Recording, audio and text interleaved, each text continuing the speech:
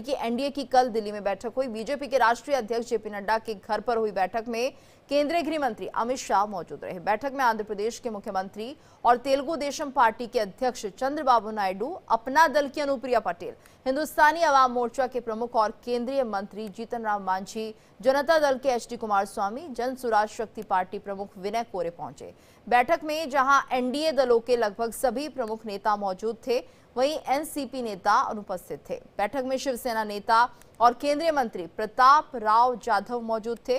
उन्होंने इस बैठक में एकनाथ शिंदे की शिवसेना का प्रतिनिधित्व किया।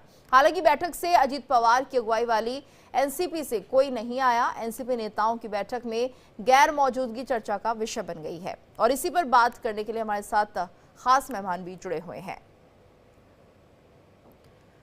तो जिस तरह से बीजेपी अध्यक्ष नड्डा के घर पर एनडीए की बैठक हुई है और इस वक्त हमारे साथ वरिष्ठ पत्रकार समीर चावगांवकर और अजय शुक्ला जी जुड़े हुए हैं। आप दोनों का बहुत बहुत स्वागत है। तो नड्डा के घर बैठक हुई है और किन किन मुद्दों पर चर्चा हो रही है और क्या कुछ आगे रहेगा, इसको लेकर क्या रणनीति बनती हुई दिख रही है? समीर जी, सबसे पहले तो आपसे जानना चाहूंगी सर, क्या कुछ इस बैठक में रहा और क्या उम्मीदें लग रही हैं? देखिए, जो एनडीए की जो बैठक हुई थी, तो सबसे बड़ी चर्चा तो अम्बेडकर वाले मुद्दे को लेकर हुई कि जिस तरीके से अमित शाह के बयान को विपक्ष ने तोड़ मरोड़ कर पेश किया था और बताने की कोशिश की थी कि अमित शाह और भारतीय जनता पार्टी अम्बेडकर की विरोधी है। और जिस तरीके से पूरा विपक्ष, चाहे वो तृणमूल कांग्रेस हो, समाजवादी पार्टी हो, चाहे कांग्रेस हो, जिस तरीके से अपने अपने प्रदेशों में लगातार इसका विरोध कर रहा है, तो उससे कैसे निपटा जाए। जो 2024 के लोकसभा चुनाव में जो नैरेटिव चल गया था कि भारतीय जनता पार्टी सत्ता में आने पर संविधान में संशोधन करेगी, आरक्षण को खत्म करेगी, तो उस नैरेटिव का भारतीय जनता पार्टी को नुकसान उठाना पड़ा था। तो भारतीय जनता पार्टी नहीं चाहती कि उसका नुकसान किसी आने वाले चुनाव में हो, क्योंकि महाराष्ट्र के चुनाव में वापस सब जो ओबीसी वर्ग भारतीय जनता पार्टी के साथ जुड़ गया है। तो अब भारतीय जनता पार्टी नहीं चाहती कि विपक्ष का कोई झूठा नैरेटिव चले और शायद इसीलिए भारतीय जनता पार्टी ने यहाँ बैठक की है और सबने मिलकर यह तय किया है कि विपक्ष के नैरेटिव का जवाब दिया जाएगा। अमित शाह ने खुद ने बीजेपी मुख्यालय में पत्रकार वार्ता ली थी 2 दिन परसों। भारतीय जनता पार्टी के सभी राज्यों के मुख्यमंत्री ने अपने अपने प्रदेश में पत्रकार वार्ता, प्रेस कॉन्फ्रेंस को संबोधित किया था। तो भारतीय जनता पार्टी विपक्ष के झूठ को बेनकाब करना चाहती है और उसके लेकर चर्चा हुई है। और जिस तरीके से विपक्ष ने पार्लियामेंट को चलने नहीं दिया, पूरे समय पार्लियामेंट बाधित रहा, चाहे वो राज्यसभा हो चाहे लोकसभा हो, उस पर इसकी चर्चा हुई है और ये तय हुआ है कि सब पूरा इंडिया इकट्ठा होकर एक साथ मिलकर विपक्ष के झूठे नैरेटिव को जमीनी स्तर पर नेस्तनाबूद करने की तैयारी करेगा और उसका आक्रमण रुख अख्तियार करेगा। जी बिल्कुल। अजय जी, आपको क्या लगता है कि ये जो बैठक रही है इसमें से एनसीपी आउट रही है और नाराजगी भी अजित पवार ने जाहिर की थी महाराष्ट्र में जब मंत्रिमंडल का विस्तार हो रहा था? क्या लगता है कि क्या कुछ कारण इसके पीछे हो सकते हैं? क्योंकि अगर सभी एकजुट है तो जाहिर सी बात है कोई ना कोई तो मौजूद होना चाहिए था। हालांकि उससे कोई बहुत बड़ा फर्क नहीं पड़ता है, लेकिन एक चीज जरूर है, सिंबॉलिक रूप से ये बड़ा एक संदेश है कि आपकी सरकार में आपके साथ में उप मुख्यमंत्री है जो उसका प्रमुख है जी, और उनके जो अध्यक्ष हैं वो कार्यकारी अध्यक्ष वो विदेश गए हुए हैं। उसके अलावा जो दूसरे हैं सुनील तटकरे, वो जो है अपने निर्वाचन क्षेत्र में, तो एक लोग मुंबई में है, एक अपने निर्वाचन क्षेत्र में, एक विदेश गए हुए हैं।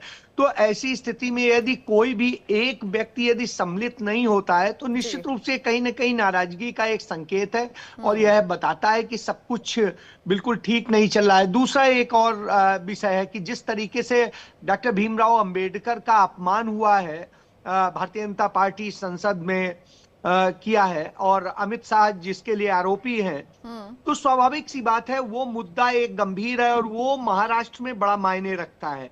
महाराष्ट्र में चूंकि सबसे बड़ी कर्मभूमि डॉक्टर अंबेडकर की महाराष्ट्र रही, तो निश्चित रूप से उसका एक असर पड़ता है। तो उसको वो किस ढंग से लेते हैं, क्योंकि भारतीय जनता पार्टी और एनडीए जो है अब एक रणनीति तय कर रहे हैं कि क्यों अपने जो ये जिस तरह से वो फंस गए हैं डॉक्टर अंबेडकर के मामले में और जिस तरीके से सदन चलने नहीं दिया पहली बार सत्ता पक्ष ने, यह देखने को मिल रहा था कि सत्ता पक्ष किस तरीके से जिन मुद्दों पे कुछ घंटे की यदि बहस करा करके या चर्चा करा करके सारी शांत किया जा सकता था, सत्ता पक्ष तो कह रहा है कि विपक्ष हंगामा इतना करता रहा कि सदन नहीं चल पाई।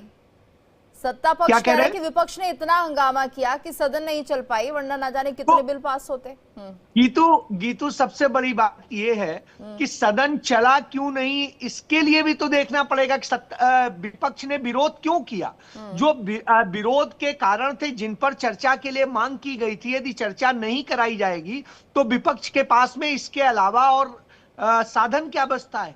बावजूद इसके विपक्ष ने तमाम मुद्दों पे चर्चा करी है। जी। तो यदि दो मुद्दे वो भी यदि सम्मिलित होते और शायद कुछ घंटे लगते, उन कुछ घंटे की बहस न करा करके आपने 15 दिन बर्बाद कर दिए, तो निश्चित रूप से मुझे लगता है कि इसके लिए सत्ता पक्ष, चूंकि जिम्मेदार सत्ता पक्ष होता है और सत्ता पक्ष ने चलने नहीं दिया, जिस तरह से एक प्रकार से कहेंगे लोकतंत्र का गला घोटा है, यह अपने आप में दुखद स्थिति है। जी समीर जी, आपको लगता है विपक्ष को अगर हम 2 से 3 घंटे सत्ता पक्ष अगर देता तो क्या उसके बाद सदन चल जाती? क्योंकि मंशा तो यही रहती है यहाँ पर, अगर सदन में बैठे हुए हैं तो सदन में क्या होता है, सिर्फ समय मिलता है कि ठीक है 2 बजे के लिए स्थगित कर दी गई है। क्या लगता है आपको, इस तरह से अगर चलेगा तो जो आम जनता जिनकी गाड़ी कमाई के लिए सदन में एक दिन का खर्च निकलता है, तो उस तरह से हम ये माने कि जो जनता के मुद्दे हैं वो कभी डिस्कस नहीं होंगे और इसी तरह से सदन चलती रहेगी?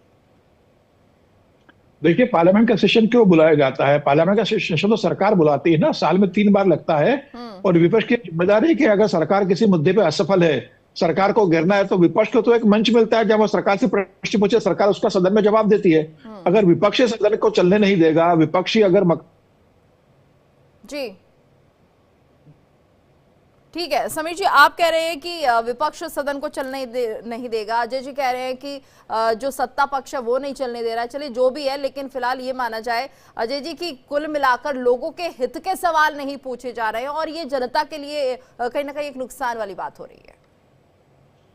नहीं, क्यों नहीं? आप एक चीज देखिए गीतू, मैं एक चीज कहता हूं, क्यों नहीं हित के सवाल पूछे जा रहे हैं। मुद्दा था, 2.25 साल से जल रहा है मणिपुर, वहां पे लड़कियों के साथ में जिस तरह से रेप हुए, जिस तरह से हत्याएं हुई, हमारे देश का एक प्रदेश बिल्कुल अलग थलग छोड़ दिया गया है। क्यों नहीं वो जनहित का मुद्दा है? क्यों नहीं जनहित का मुद्दा है कि इस देश की सारी संपत्तियों पे अडानी को कब्जा कराया जा रहा है? समीर जी तो भी वापस आ गए हैं। क्या मुद्दा हो सकता है? एक बार उनका रुख करेंगे, उनका जवाब पूरा हो जाए। अजय जी माफ कीजिएगा, आपको रोक रही हूँ, समय क्योंकि कम है।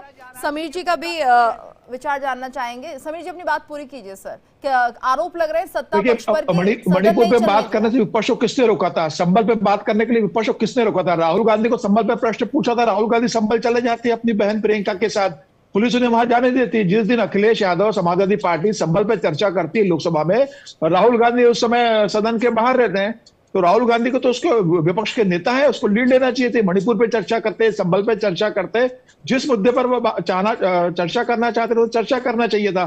विपक्ष एकजुट नहीं था। विपक्ष के नेता राहुल गांधी सिर्फ अडानी अड़े रहे, ममता बनर्जी को कहना पड़ा, अखिलेश यादव को कहना पड़ा कि सिर्फ अडानी हमारे लिए मुद्दा नहीं है, हमारी और भी मुद्दे जिसपे हमें चर्चा करना है। तो विपक्ष पहले तय तो कर ले किस मुद्दे पर चर्चा करना चाहता है। बिल्कुल, और सत्ता पक्ष और विपक्ष को दोनों को मिलकर चाहिए कि जनहित के मुद्दों पर चर्चा करें और ये बहसबाजी से बचने की कोशिश होनी चाहिए, वरना तो इसी तरह से सदन का समय बर्बाद होता रहेगा और सारे सेशन ऐसे ही जाते रहेंगे।